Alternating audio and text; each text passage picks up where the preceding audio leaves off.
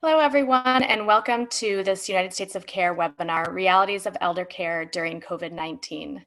I'm Natalie Davis, co-founder and managing director for public engagement at United States of Care.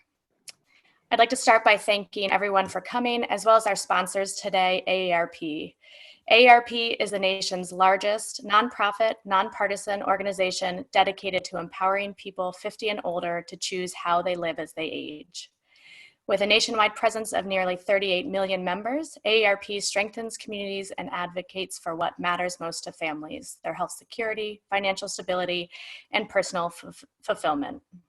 We're lucky to have AARP's Nancy LeaMond, Executive Vice President and Chief Advocacy and Engagement Officer, and Megan O'Reilly, Vice President of Government Affairs, join us today.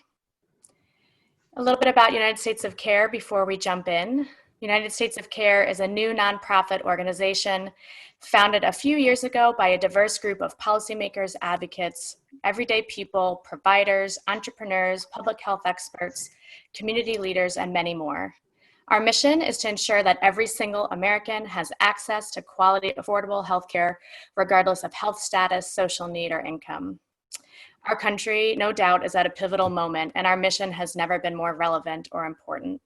The COVID pandemic and national movement for racial justice has shone a light on long-standing gaps and critical inequalities in our healthcare system.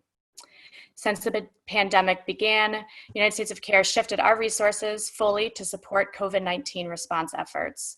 We have coalesced our expertise, content, network of experts, listening research to release a number of valuable resources and recommendations to healthcare leaders and provided one-on-one technical and expert assistance to federal and state policymakers.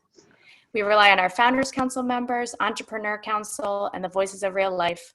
3 of the speakers today are part of those groups to amplify our work.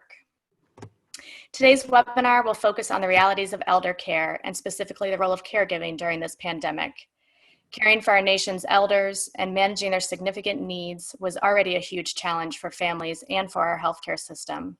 And COVID-19 has put this population at even higher risk and brought additional complications to an already fragmented system. There's no doubt the pandemic has thrust these serious needs even more squarely into the spotlight and strained the people caring for our nation's elderly, loved ones, community members, providers, and advocates. Today, it's my pleasure to welcome and thank our speakers for joining us today to share their expertise. Rebekah Azaylia Alexandra is a member of United States of Care Voices of Real Life, which is a group of everyday people who bring their life experiences and needs to help shape our policy solutions. Rebekah is a millennial caregiver to her maternal grandmother from Puerto Rico while maintaining a fruitful career and advocating for broader support for caregivers. Alexandra Drane is a United States of Care Entrepreneur Council member and a CEO and co-founder of Rebel Health, ARCHANGELS, and the National Wellness Expert for Prudential. Nick Loporcaro is also a member of our Entrepreneur Council and CEO of Landmark Health, one of the nation's largest healthcare companies focused on in-home care, complex chronic patients. And Megan O'Reilly is Vice President of Government Affairs at AARP.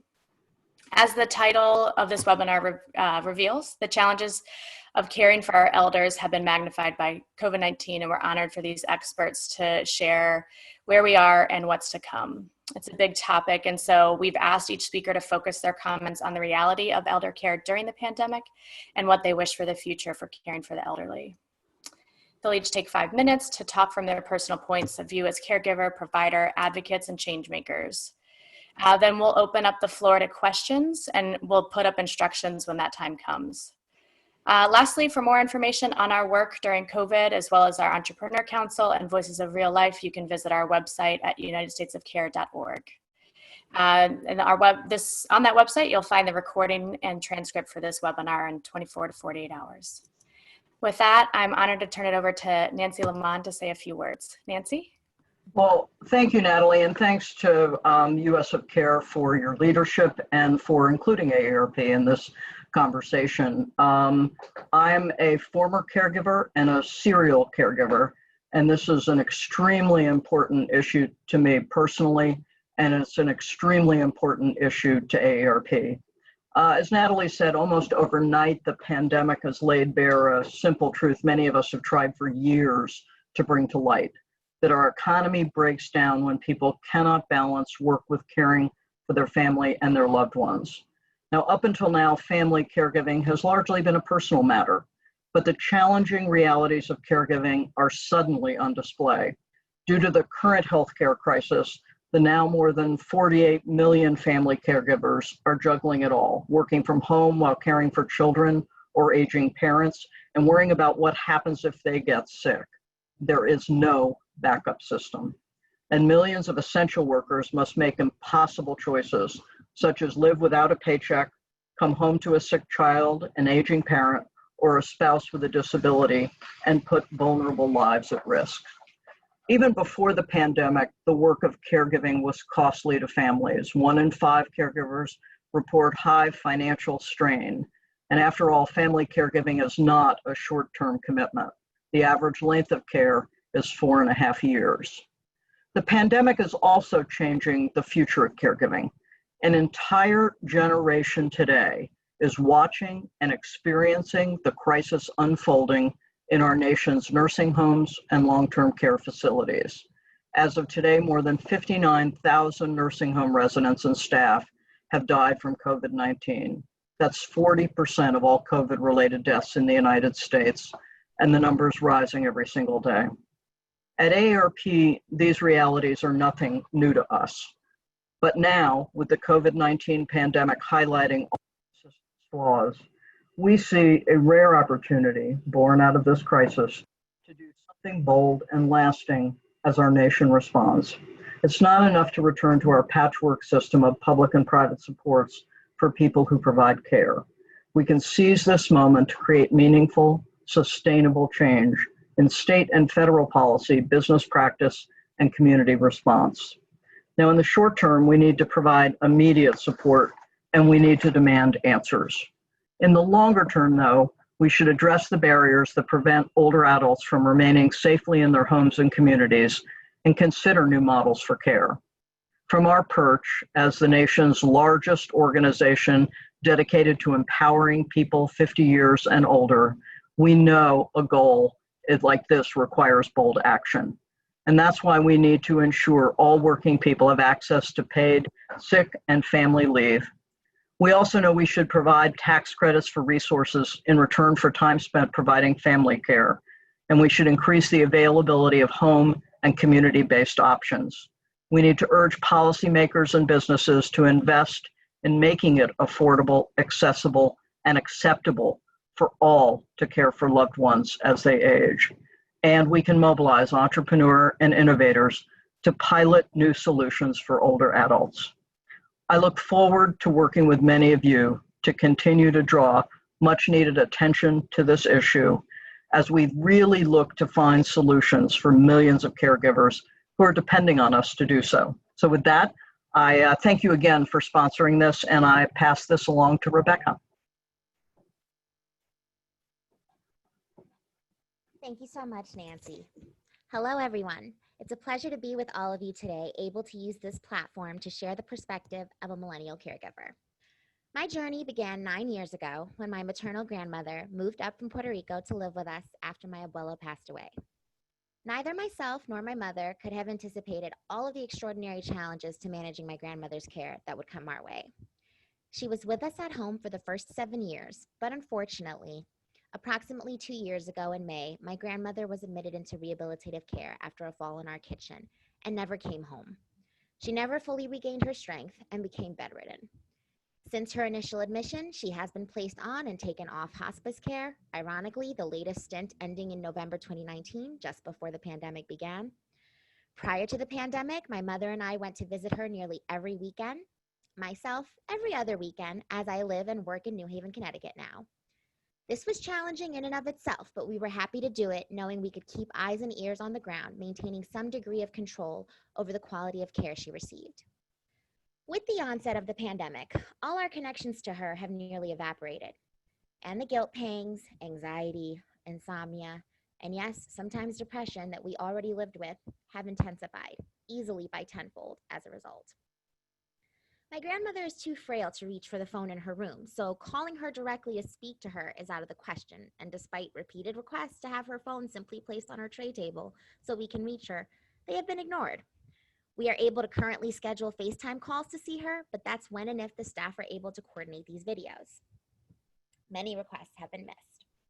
For the first few months, we weren't even permitted to bring her food, which is a big problem because I know she doesn't eat a lot of their food. She wants and needs her comida criolla, the foods we were raised on, not hospital food. We are limited in our ability to request regular updates regarding her care, and we are asked to trust that the healthcare professionals are able to meet all of her needs. But we know they are not. Ensuring she received quality care required near constant supervision during normal circumstances. The current situation has only amplified these concerns.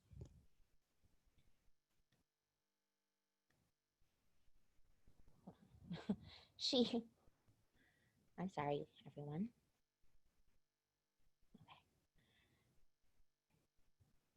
Okay. And because she's a Medicare/Medicaid recipient, we are terrified of complaining to the point of her possibly getting kicked out of one of the only decently rated institutions close to home that actually accepts Medicare and Medicaid alone. Let me be clear, this is not an insult or affront to the facility itself, rather on a system that was already fraying at the seams before this public health crisis, and now promises to completely tear under the weight of the pandemic. I wish I could say that we could bring her home, but the truth is we are unable to meet her level of need at home. My mother, who is a stroke survivor herself, can no longer manage care for my grandmother's needs by herself. And I cannot stop working to care for either or both of them full time. I cannot do that because I'm an only child, only grandchild, and the reality is the entire economic security of my family rests squarely on my shoulders. When my parents begin to deteriorate and require assistance, it will be my sole responsibility to look after them. There is no backup. I am it. I moved to New Haven to pursue a career and economic opportunity I could never have dreamed was even possible just a few short years ago. It's a dream my family of Caribbean immigrants worked tirelessly for decades to make possible. I cannot erase their sacrifices and allow my family to be plunged into poverty in a system that already expects us to fail and is not built to support this level of need. Yet still, I'm plagued by the cost this decision has had on the wellness of my loved ones. I am constantly tortured by the idea that they could both be in danger or in desperate need of full-time care, and it's not happening because I cannot give up on our only hope for a prosperous future. I refuse to be demonized for this choice.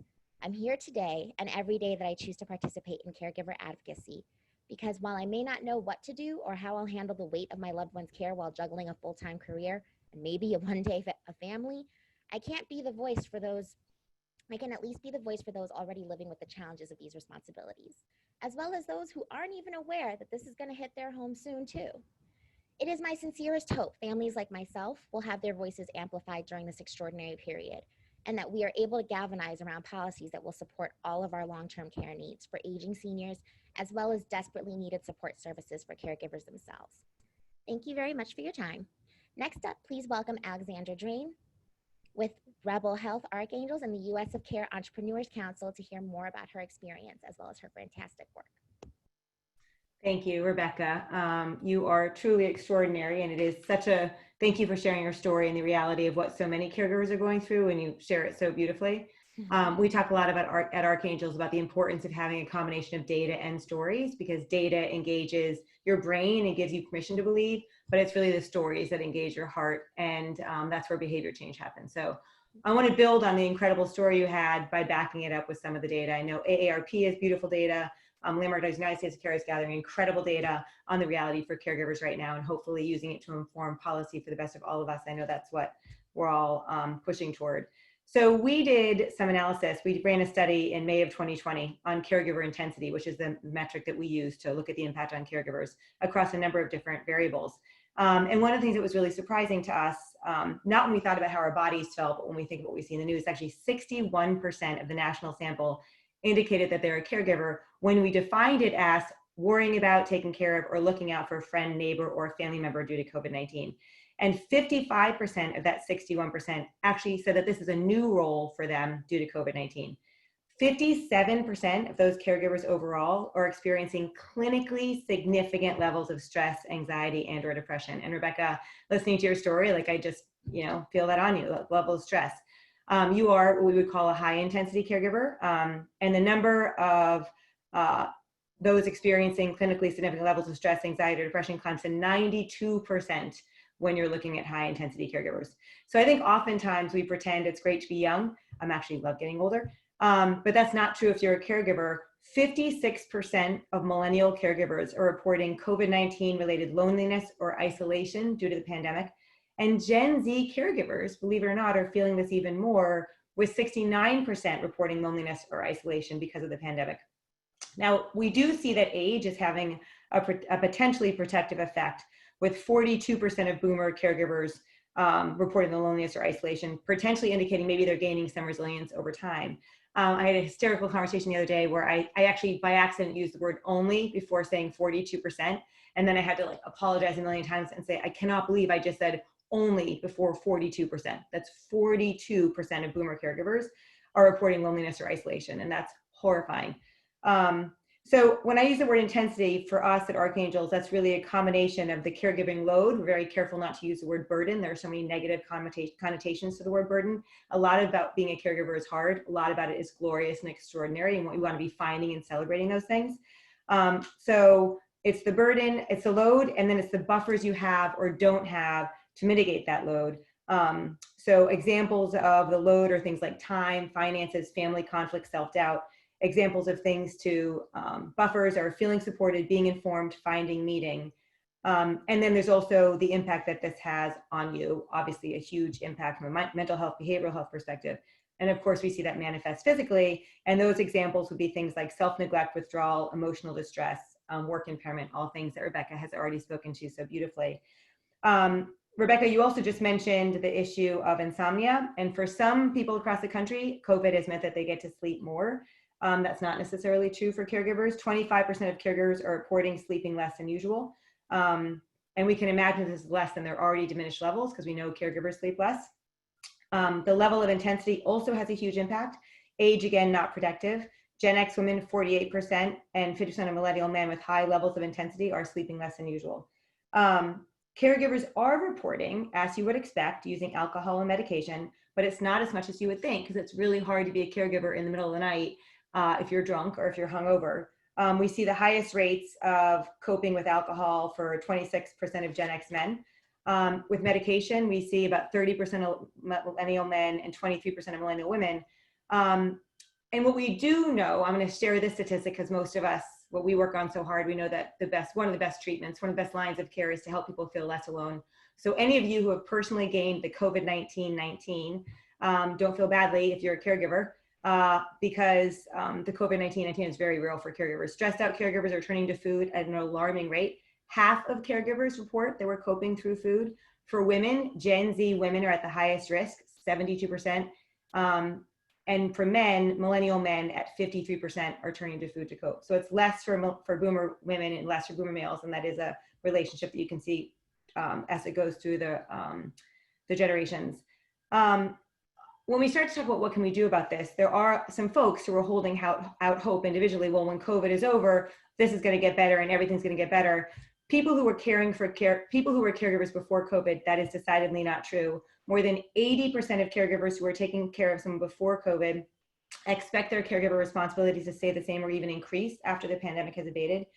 46%, I'm sharing all this because hopefully anyone out there who's an employer or working with a health plan or working from a policy perspective, these are the things, the levers that we can start to pull to be supporting caregivers in their very real reality. 46% believe that their responsibilities will increase because they expect to have less help, either paid or unpaid. 36% believe their responsibilities will increase because they expect to have to make different choices for their care, for example, to keep their loved one at home rather than a care facility. And about 20% because they believe that the health of their loved one is going to decline. Rebekah, you talked a lot about your worry about money and finances and having to be able to keep your job. And we know that there's a lot of fluidity between caregivers who are employed and not employed, because it's hard to have two jobs at once, and it's hard to be doing your job in a formal setting when you have a full-time job as a caregiver as well. We're seeing that income actually is not protective in that. So, and I hear this all the time, I'll hear essentially the same story from the CEO of a health plan and how much trouble they're having being a caregiver, even though they're supposedly an expert. And then obviously we hear from folks who are my fellow associate caregivers from when I was at Walmart, for example. So I want to talk about bright spots really quickly, and then I'll pass it off to Nick. Caregiving is really hard, but it also can do some beautiful things like help give you an enormous sense of purpose, and purpose is protective. And these buffers are really important because they can reduce the intensity, but the absence of them can increase it. So caregivers who don't have a lot of buffers are actually 55% more likely to be depressed, anxious, or highly stressed versus those who don't. So all you entrepreneurs out there, like, we need to start companies, to Nancy's point. How can you use your passion? Go start companies that help support these buffers. So the buffer that's most likely to have a protective effect on the mental health of caregivers is having someone that they can turn to for support. And anyone who's had that experience personally knows how valuable that can be. Over 80% of caregivers who don't have this buffer, who do not, are clinically depressed, anxious, or highly stressed. And next up is having access to information. 90% of caregivers with high intensity say that listen to this, just knowing that respite services exist in their area that could give them a break would reduce their stress. They don't have to access the respite, they just need to know that it exists. So let's let everybody out there know that these services exist. And I want to make another comment on that, which is, for most humans out in the world, the term respite doesn't mean anything. They're like, I don't know what respite is. What does respite actually mean? So we work a lot on language, and caregivers are struggling themselves to define that. So even as people in the space, I think many of us can't agree on what qualifies as respite. Caregivers do respond to the idea of getting a break, which can come in a number of ways. And for most of the caregivers that we find, it's not necessarily like transportation services. They're asking for coverage, back to that point. 70% of caregivers are asking for someone they can trust to take care of their loved ones so they can go do the things that they need to do, like exercise, just take a break, take care of their own medical needs, go to lunch. And I want to close out and pass off to you, Nick, by saying, I think an easier question for all of us right now than who's a caregiver, who isn't a caregiver. And at a time of great division, that's a beautiful thing, because it means it's something that brings us all together. So Nick Loporcaro, fellow entrepreneurial council member, CEO of Landmark, doing amazing things in this space. I pass it off to you. Thank you, Alexandra, and thanks for having me on. I'm going to speak to you from two perspectives. One is the CEO of Landmark Health, and maybe spend 30 minutes on a quick commercial on Landmark, who we are, what we do, and then share some, a quick personal story as well on why this is real for me and has been real for me. And I would say what's guided me and taken me to Landmark. We affectionately refer to our the patients we serve as our Joes and Josephines, and I'll speak to you about my Josephine as my mom. But first and foremost, here's the quick commercial, and I'll take all of 30 seconds here. So Landmark is a in-home medical care provider. And as per my statement, we take care of very complex, chronic, frail seniors in their homes. We currently have the responsibility to care for approximately 115,000 Joes and Josephines in the US in 15 different states, 50 different communities. We have close to 400 providers, physicians, and APPs. But we have a whole team that we call an interdisciplinary team comprised of social workers, care coordinators, nutritionists, pharmacists, who look after our patients in a very holistic, longitudinal perspective. And the average patient, or profile of our average patient, is 77 years old with 8 or more chronic conditions on several meds. Several of our patients have cognitive impairment, hearing impairment, visual impairment, and I'll come back to why I mentioned that, especially in the context of COVID and as we're talking about telehealth. So we can get rid of this slide, Crystal, and I just wanted to give everybody an appreciation of who we were. So I'm going to go off on a tangent and come back real quick, but I think it's pertinent to the story here. I spent the better part of the previous 16 years, I've been with Landmark now 2 years at a large organization at McKesson, and very senior roles. And I had met one of the co-founders of Landmark a couple of years back, and I happened to meet him while I was in the process of transitioning my mom to an assisted living facility. And I've shared this with Rebekah earlier. Rebekah, is on her own. There's 4 of us. I mean, I have 3 siblings. We're from Montreal. And even the 4 of us, unfortunately, Mom got to a point where we needed additional services, and getting her to an assisted living facility was the best option for us. And I will share this. The day that I had to bring her to the assisted living facility, she was aware enough that she knew why she was there. And I'm from an Italian immigrant family, and she looked at me in Italian with tears rolling down her eyes, and in Italian said, "You're leaving me here to die." And after I pulled the dagger out of my my heart, stood there, and I stood strong, and I knew this was the best thing for her. I went down to the parking lot and wrote myself a note, which I still have on my iPhone. And what I wrote to myself was, doing it wasn't the hardest thing. It's why I had to do it that was so hard. This was the best thing I could offer her. So I go back to when I met Adam Bowler, the founder of Landmark. Here he is telling me this story about how they go into homes to care for people. And I verbatim looked at him and said, "So you're telling me this is like the old days where the doctor used to go make the house calls? Like, you didn't have to go to the clinic, they'd come and see you." And I will tell you, to this day, that's what's not only gotten me to Landmark, but has kept me here, is why we do what we do. And what's really powerful here, and I, before this session, talked with some of my providers and our chief medical officer, and asked, because I get the stories, we get the thank you notes from the caregivers and daughters, sons, neighbors, and people that work with our Joes and Josephines. And I'm going to share with you two quotes here. Actually, I'll combine them. It says, this is from a caregiver: "When we call, they know who I am. They know our story.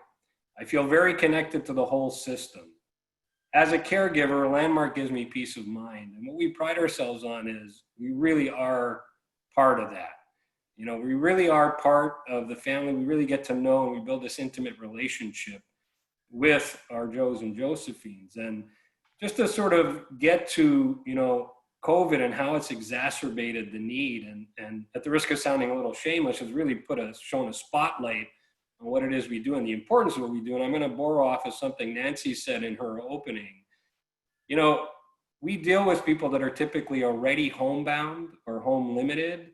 And a lot of them, their saving grace was they'd have family over, friends would come over, the grandkids would come over. Well, as soon as COVID hit and we got proactive in trying to protect our Joes and Josephines, what are we telling them? One, you're already isolated. Now we're telling you can't see the grandkids, you can't see your friends, no one can come visit, you got to stay in your home. So just the behavioral health impact of that. And then the caregivers, it's really, really tough. And not to create an ultra somber mood here, but so we lost our Josephine just a little over 2 months ago. I lost Mom to COVID-related complications in Montreal. And fortunately, there are a lot of angels in the system. As Rebekah mentioned earlier, we had, every once in a while, when they could, one of the nurses' aides would go over with her own iPhone and put us on FaceTime with Mom so we could at least see her, but no contact with her for, the weeks prior to her leaving us. And the night she left, it was, again, an angel, one of the doctors that took his own phone, put us on FaceTime so we could communicate with her. And that's what, COVID has really brought to the surface, and I say exacerbated, the need for better coordination, better systems, and how do we as a network, and borrow from what Alexandra said earlier, it's not necessarily the son, the daughter, the granddaughter, it's the neighbor, it's anybody in the community. So, we do our best to work and do outreach and working with the community and making sure we stay connected with the caregivers, get to know the families, and continue to support them. So I'm going to stop there and hand it over to Megan O'Reilly, Vice President of Government Affairs for AARP, and I'll join you all back for the Q&A. Great, thank you, Nick. As we've already heard from the tremendous speakers we've had, family caregivers have long been the backbone of this country, and the current pandemic, the economic and emotional pressures they face are only increasing. For family caregivers with loved ones in long-term care facilities, we've heard, many have been largely cut off from in-person visitations now for more than 4 months. And we know they provide not only a source of comfort and care, but they're also a really important safety check. Since the pandemic began, AARP has received thousands of stories of family members who report calling, emailing, and pleading with facilities for information on their loved ones. And in too many cases, we have heard from families unable to visit who got the call to come say goodbye to their loved one. This is unacceptable. In addition to our advocacy work, which I'll touch on at the end of my remarks, AARP has been working hard to help empower family caregivers with information and tools to help them navigate these uncharted times. For example, we've put out 6 questions to ask if your loved one is in a nursing home, such as, has anyone tested positive in the facility? What's being done to prevent infections? Does the staff have the PPE they need to stay safe and keep residents safe? Is the facility have full staffing levels? We also have questions if your loved one is in an assisted living facility. For caregivers with loved ones living in their homes and communities, they too face new challenges, particularly when home care is necessary. As we've heard, at a time when we're quarantining and try to limit in-person contact, how do you keep your loved ones safe while also making sure they get the care they need? AARP has also put out a set of questions for family caregivers to ask when balancing those health and safety concerns. Again, including what care is necessary, is telemedicine an option? Is the staff caring for my loved one, caring for any COVID-19 positive individuals? And if so, what protocols, safety protocols are being taken? What infection protocols are in place? Do they have enough PPE? As we look to the future, we must invest and support family caregivers and ensure that there is a quality of care and quality of life for their loved ones across care settings. Challenges around long-term care have long existed, but as we've heard, this pandemic shows the time for bold action is now. This is particularly true as we both have a growing aging population, but also an expected decline in the availability of family caregivers in years to come. The 85+ population, those most likely to need assistance with daily activities, is projected to more than triple between 2015 and 2050. Greater supports for our family caregivers must be a key component of any effort to address long-term care. We need policies to help alleviate the economic challenges family caregivers take on when caring for a loved one. In addition, as we've heard, greater access to respite care, even just the availability of that, is greatly needed. We also need to make it easier for family caregivers to take time off of work for caregiving and make sure that they have access to relevant information and resources when they need it. In addition, for families that want to keep their loved one in their homes and communities, we need to expand access to HCBS and remove the institutional bias in Medicaid that prevents many families from having that choice. We know that on average, for every 1 person residing in a nursing home, Medicaid can fund 3 individuals receiving community-based long-term care. We also need to expand access to Medicare home health so that more can receive the care they need at home if appropriate. For families with loved ones in long-term care facilities, we must do more to ensure that those facilities are safe and the residents are well cared for. We know from COVID-19 the critical importance of infection control, yet we also know that infection control was a challenge even before the pandemic. Poor working conditions, including low pay, create significant staffing challenges. And we know that strong enforcement of regulations that impact residents' health, safety, and well-being are essential. So while we have many long-term challenges to tackle, I want to touch on 3 immediate steps that are needed and can be taken now to help family caregivers and their loved ones. First, Congress is in the midst of a debate right now on the next COVID package. They must make nursing homes and long-term care facilities a priority in this package. We have close to 400 residents and staff dying every single day. We need required testing, PPE, and staffing. That's not only essential to slowing the spread and saving lives, but it's what's needed so that we can safely reopen facilities to their family, caregivers, and loved ones. And we know virtual visitation and that ability to connect, as we've heard, while those in-person visitations are largely halted, is essential to keeping that connection between family members and loved ones. Number 2, Congress should provide for greater investments in home and community-based services to help more older adults remain in their homes and communities if that is where they want to be. And third, we've talked about this already today, but the financial support is desperately needed for family caregivers who on average pay about $7,000 out of pocket annually when caring for loved ones. There's a bipartisan bill in Congress, the Credit for Caring Act, that would provide a targeted tax credit. In addition, the medical expense deduction helps alleviate high healthcare costs. That is actually reverting back to 10% at the end of the year. Again, there is bipartisan legislation that would keep it at that 7.5% threshold that should be enacted. And so I'll just finish by saying, while there's much to be done, there's also significant opportunity here. And I think our conversation that we've been having just shows the tremendous support that we all have for our family caregivers, and that this is incredibly an opportunity for all of us to seize. And with that, I'd say thank you and turn it back to Natalie. Great. Thank you so much, Megan. And a big thanks to Nancy, Rebekah, Alex, and Nick, and specifically for Nick and Rebekah for sharing your very personal story. I know that's what drives a lot of us to make a better healthcare system, is hearing directly about how people are experiencing the healthcare system. Again, thanks to AARP for the support of this webinar. We'll now open it up for questions. Please use your Q&A button at the bottom of your screen to type in your questions. And as we're waiting for those questions to come in, we do have a couple already. This is for actually anybody on the panel. How do you think about telehealth and virtual care for the elderly and caregivers? We have already, of course, talked about that as a great way to connect when you're not able to be in person. If people have more to say about that or other uses of telehealth and virtual care, that would be great to kick off with. I can kick it off, Natalie, and I think when we did our prep, I shared some of this.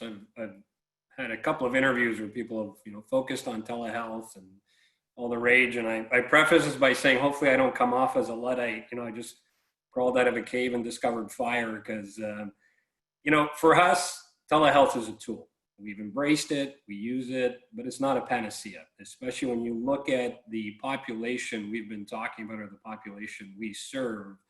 I mentioned it in my opening, 40% of our population have hearing impairment, visual impairment, cognitive impairment, or we've even joked when we get on these Zoom calls, the number of times your bandwidth freezes up or your volume isn't working. Can you imagine going through a process like that with an elderly individual that's in crisis? Now, they're not always in crisis, and there's where I think where we've learned to embrace telehealth is when COVID hit and we reverted right away, the first thing we did was get on the phones, reach out to all our Joes and Josephines just to let them know we're here for you. And we got our community coordinators and others on the phone, just keeping them company, have a conversation, right? So we leveraged telephonic, and then we leveraged video where we could. And then we started leveraging what I refer to as facilitated telehealth, where we don't necessarily need a doctor to go in, but someone can sit down with Joe or Josephine and get the doctor on the video, and they can exchange. But if you're going through an exacerbation of any sort, you need someone there, right? And I think we can get into all the behavioral health issues around not having that, sort of touch as well. And in particular, again, with the population we serve. So great tool. It's allowed us for a higher number of touches. That said, there's still a need to be able to go in and intervene and coordinate with others to make sure that, at least in our case, our Joes and Josephines are getting that care. Yeah, I just I'll add one point that I so agree with that. And I would remind people that for a lot of people, they don't have access to anything even close to that. But what they do have access to is a phone. And one of the first and most important things each of us can do is reach out to somebody who's a caregiver, reach out to somebody who's isolated in their home, and just love on them on a regular basis. You don't have to be a professional to do that. I think the reason I get so obsessed with that data, and I'm sorry I went so fast, I wanted to share so much of it with you guys, is because behind every data point is somebody who is suffering.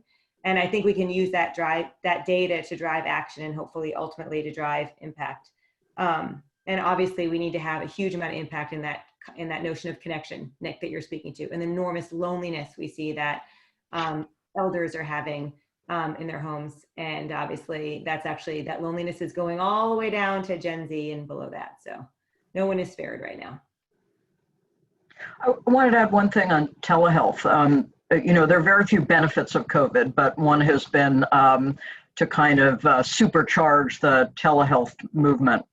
My husband was ill and in the home for over 5 years and was very computer savvy, but we never did telehealth because the doctors didn't want to use it.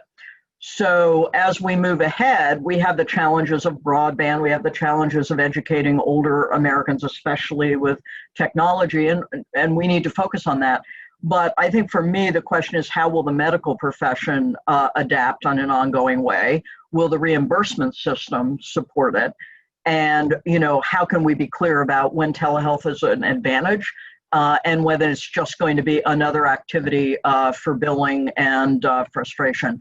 And I think those are the kind of critical things for telehealth moving forward, at least for our constituency. Yeah, Nancy, we've been talking a lot at United States of Care about, and how is virtual care exacerbating existing disparities? Yeah. And are we here to watch for that? Absolutely. This question's for AARP, for Megan or Nancy. You're leading the nation in advocating for new nursing home protections and investments. What is the outlook for passing legislation to protect your members and Americans in nursing homes? An exciting time in Washington. I've learned that it's really important to empower people you work with, so I'm going to let Megan answer that. Thank you. Yes, no, it's a great question. I think we are in the middle of an upcoming negotiation where we have a House bill that included some provisions on nursing homes, and the bill released this week by Senate Republicans also has some provisions. I think, first and foremost, the message that we have is that this has to be a priority, right? We have 59,000 residents and staff from long-term care facilities who have died, and with every day, we're losing 400 more. And so it's that sense of urgency that we've brought to Capitol Hill. And I do think, it's amazing when you talk with policymakers, many of them too have stories like we've heard. So I think the prospects are good. I think there is a lot that is on the table right now. And so what our charge is to make sure that this is top of mind and that we truly see meaningful progress. We've put forth a sort of 5-point plan of what we think Congress needs to do to really make a difference here, both to slow the spread within the facilities, but there's also corresponding spread within the community, surrounding communities. So this is a really important issue from a resident perspective and the health and safety and the families and the peace of mind. But this also goes to our larger effort to combat COVID and flatten the curve. Great, and this is a nice segue to a question. Do you have recommendations about testing for clinicians and providers, particularly those going into homes and facilities to provide care to patients? Should testing for COVID be done regularly with clinicians and providers as preemptive, or is it better to watch for systematic symptomatic exposure? How do you think about testing? And maybe Nick, this is a good question for you. So, look, the general answer is yes to all, right? Where we've struggled, and you've all seen it, and I think it's in the question as well, are some of the delays. So as I met with our chief medical officer, and we're fortunate we actually have an infectious disease specialist on our team. Ideally, the antibody tests, would be the best indicators for us on our clinicians in knowing whether or not they had the antibodies. Unfortunately, we're still at a point where even if you test positive, we're not sure, right? So we're reliant, just like everybody else, on making sure that our providers have sufficient PPE when they go into the homes. But so if I had to, you wanted my opinion in order of priority, antibody testing, COVID testing, if you could get results within 24 hours, that would be great. And if you could do it, frequently and not very costly, yes, right? And as well as we've also started looking at from the patient perspective, if you could determine that, that would be great. If and when we get there, do I believe priority should be given to clinicians and frontline? Definitely. Great, thank you. And this question, I'm going to start with you, Rebekah, and Alex and Nick, you may have some interesting thoughts here. Many entrepreneurs have tried to innovate and do direct-to-consumer apps to support family caregivers, and these have failed. What nuances and user adoption can be shared to help create useful tools for caregivers? So Rebekah, what kind of apps or technology would be helpful for you? And then Nick and Alex, as entrepreneurs, it'd be great to hear your perspective.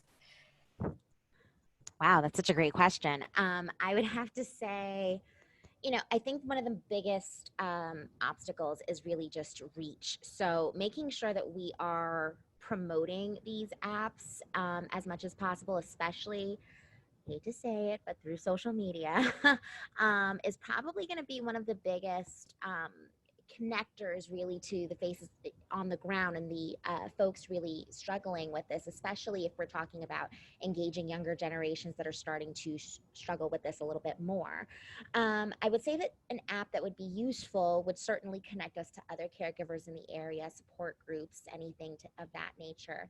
I would also say, to be very honest, anything that connects us to legal assistance as well, and in terms of trying to work through all the paperwork that is required for, quite frankly, any level of care. You know, when my grandmother was home with us, there was a period where it was just the three of us.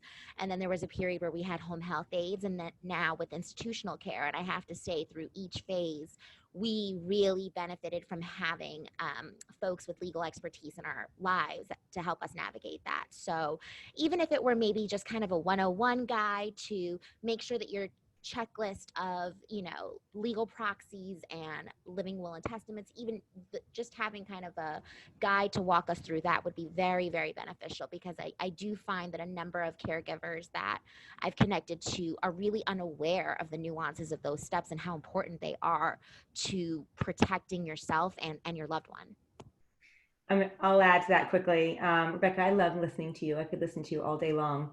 The peer-to-peer thing we know is incredibly important. And I think that's something that we can't emphasize enough, particularly around these, you know, somebody who's been a caregiver knows a lot.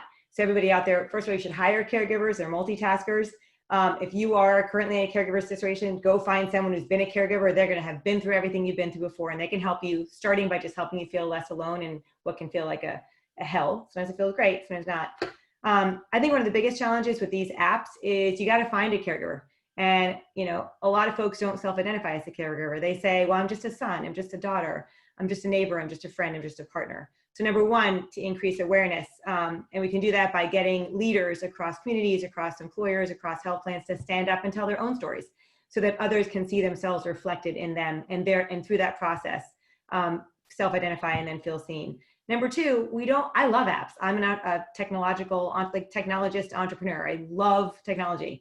I think it can help a lot. It's not panacea. And to Nick's point, and I think what we have to do first and foremost as employers, as health plans, as communities, is stop and look at what we already have. We already have so much to support caregivers. We need to unbundle that stuff and rebundle it, repackage it in terminology that resonates with folks, right? Don't use the term respite care. Broaden your definition of what care is to include what's kind of logical if you define it in the way that a real human out there who doesn't work in the healthcare system would. And then number three is we have to showcase an ROI. And that feels guilty. I always feel dirty when I start talking about money when I'm talking about caregiving, because I do it for love. I know all the other caregivers out there are doing it for love. But in order to be able to be scalable and sustainable, we have to start showing a return on investment for that. We actually talk about you have to be able to productize what you're doing and productize love in order to have the impact that will get folks to invest in it. We use, and there's any number, you know, recruiting for employers, recruiting, retention, lower healthcare costs, higher productivity, same thing for health plans. For the state, you know, the unpaid value of caregivers, this was a 5-year-old number before COVID hit, is $490 billion. Nancy, I think that's a number from you guys, I'm not sure. Thank you for that. Please do the next generation of that research. That's a huge amount of dollars, and that is a real cost. So just because we're not saying it, just because we don't pay it to someone doesn't mean it's not there. And I think we're going to see that impact on states in the very near future. I can make a quick comment because, you know, I don't know how we're going to solve for this, because now close to 20 years in healthcare, and I know we've been debating it for a long time, is I would have loved to have been able to have access to my mom's chart every day. You know, we call up and say, when was the last time the doctor came by? He came by 2 weeks ago, and can you tell me what he did? We'll call you back tomorrow, fax over the sheet. You know, we live in a day and age where we talk about technology and yet none of it's seamless, right? And there's a lot of regulatory hurdles here, right? And legal issues around all of this. But I think if there were a day or an app where I could just check in every once in a while, just know, right? And that in and of itself, I think would help caregivers a ton. Okay, everybody, write down open notes. In full disclosure, I'm on the board of advisors for Open Notes, but they have close to, I think, 50 million individuals now covered, and they have a very special feature that you can just check and give access legally and with control by the person from your caring to the caregiver. So there actually is enormous research-supported evidence that has an incredible positive impact across the board, clinical impact, financial impact, and it exists right now for a lot of people essentially for free. So Google Open Notes. Thank you. And I want to just acknowledge how many people are sharing very personal stories about being caregivers in the chat and questions. And so thank you guys for sharing those stories with us. Megan, people have brought this up a couple of times. What is the likelihood of caregivers being paid and Congress or states really thinking about supporting financially caregivers? What's your outlook? So, we've been working for a number of years now on a family caregiver tax credit bill. And this is something that we're working both at the federal level and there's efforts at the state level as well. It's bipartisan. It's a bipartisan bill in Congress, bipartisan efforts across the country. So I do think that there's a recognition, and the dollars speak for themselves. The amount of money, I think I mentioned $7,000 annually that family caregivers are paying out of pocket, the $490 billion that Alexandra mentioned to our economy. So I think there's a real recognition of the financial impact that family caregivers have. And I'm optimistic that we can make progress to look at those types of proposals to help alleviate some of those financial challenges. Great, thank you. Rebekah, there, you got a lot of fans in the QA. As a fellow only child, the QA writes, or the questioner writes, whose parents are still living independently but will one day likely need care. How do you recommend to prepare in advance? And this is for everybody, but they specifically asked Rebekah. Really good question. It's interesting. I actually just started kind of having these conversations with my own parents, and I think through our experience with caregiving, and by the way, my grandmother and my mother aren't even the only family members that we're all caring for at the moment. We certainly realized that there a lot more preparation has to go in early. So I would say, honestly, again, I hate to go back to legalese, but I would say you really need to start thinking about talking to them, especially if they have chronic health conditions. Who do they want to be in charge of their care? Will they actually give you access to their accounts and stuff so that you can start looking at finances and really be a partner in terms of helping them with retirement and understanding what the expenses could possibly be, and really start having conversations about what living arrangements are feasible versus desired, and being as practical as possible with those conversations. In my own situation, myself and my partner have already kind of started the conversation about when we do purchase a home, making sure that there's a possibility of our moms especially being able to potentially stay with us. We haven't even started a family yet, but we're already talking about taking care of our parents. It sounds a little crazy, and especially for young people, there may be a hesitancy to even engage in those conversations, but start early and be as frank as possible. And I will say, if it's difficult to get your parents to start talking, there are definitely forums and panels online that you could definitely check out, where we can think of different ways to approach the conversation, but it has to be had sooner than later. My parents are about 10 to 15 years away still from their own retirement, and because of this experience, I've definitely pushed for us to, as a family, start coming to consensus about certain decisions and next steps, so that I'm not blindsided when the next phases come. Yeah, I want to build on that, Rebekah, with 3 quick points. One, I love that you're thinking about that with your mom. Let's not forget the guys out there. 45% of caregivers are men, and caregivers are often the last people to self-identify. They're the first to be like, that's not caregiving. I mean, that's just what I do. And men can sometimes have even less access to supportive infrastructure that's out there. Number 2, I think it's also fun. I'm such a big believer, let's have the conversation. Many of us are now seeing all these tools, and it's becoming more mainstream to have this conversation. Another way to approach it is we can also think about who would we want to be our caregiver. Often when you become a caregiver, it's kind of a thankless moment. Nobody ever acknowledges that you just suddenly are a caregiver. Well, what if we flip that a little bit? And, I could say to someone that I love, will you be my archangel? Like, when the time is right, like, will you care for me? Will you advocate for me? Will you help me with all of these things? And so you turn it into something that is celebrated and acknowledged. And the last point is, one of the places that we see a humongous bump in intensity is stress with siblings. So Rebekah, there's a lot that's hard about being an only child. oh Lord, I love my brother madly, but let me tell you, one of the moments that he and I are like, is as we're talking about our caregiving responsibility. So I think this is a unilateral thing. Again, caregiving is something that unites all of us in different ways, but something we all share. Great. Well, we're almost at time. I would open it up to the panelists if there are other topics you wanted to raise or highlight before we sign off. Oh, I'm such a loudmouth. Okay, I have two more things I'll add quickly. One, I know people are talking a lot about hospital at home and things around hospital at home. That's an example to me of something I think makes a lot of sense, unless you're a caregiver who has a full-time job. And then some of these hospital at home programs are saying, okay, well, we'll send someone to your home for during the day. But guess what? If you're a caregiver, you need to sleep at night so you can do your job the next day. So I just think we have to think about the unintended consequences of the push to care at home, which is fantastic, unless you're an unpaid family caregiver who is trying to hold down a job, to Rebekah's point, to keep the finances going because someone needs to have a job. And then my second point is we talk a lot at ARCHANGELS about this concept of look, love, lift. And I will ask of all of you, wherever you are, look for caregivers because they're everywhere and they don't look like what you would expect. Take a moment to love on them and recognize the love that they're giving. All care counts, and then give them a lift. And that lift can be something as straightforward as just saying, thank you, I see you. It can be connecting them to a peer. To Rebekah's point, it can be connecting them to resources that you know exist in your community or that you know exist in your company. But look, love, lift wherever you can. And USofCare, this has been such a gift to be part of, huge lift for me. Super grateful to you guys for all that you're doing, and wish that we will have enormous impact on this at this particular moment in time.